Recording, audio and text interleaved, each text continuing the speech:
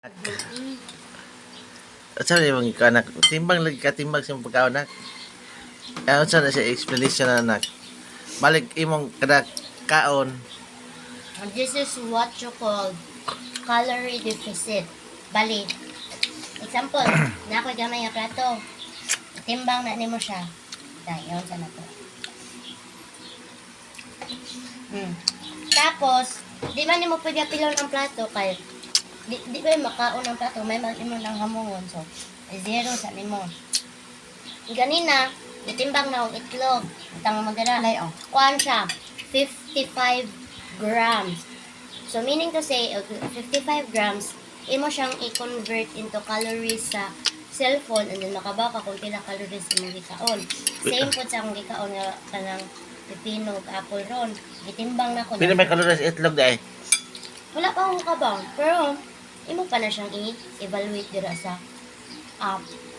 pero naadyo kay main calories nga dapat i-intake nimo anang adlaw. 55 reto.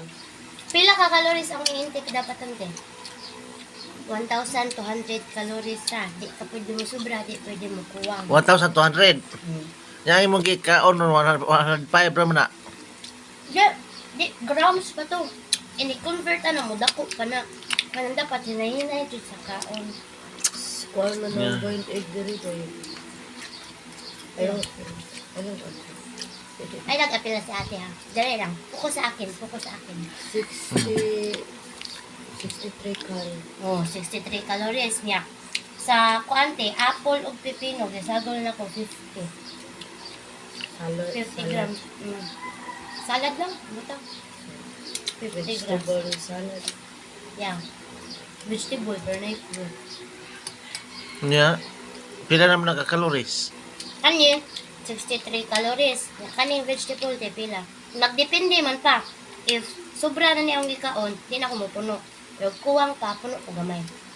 Di ka naman kaon kakanon. At tulag mang inasal kay Anli Rice. Kada udto, maodyo'y pinaka nindot mo kaon o kanon because dili ka busog, kay dili ka kadung matog gabi di po ka busog, kay bago ka mataglintan. Mo ni tamang diet. Siya. Depende gyapon if mag-maintain weight ka, mag-lose weight, or kanang gain muscles. Di bisa na imong timbangan, di man na imong gi-order. Sa Shopee, Kaya timbangan mga idol na. May timbangan siya pagkaon kung pwede pilay. siya madala bisag asa. Oo.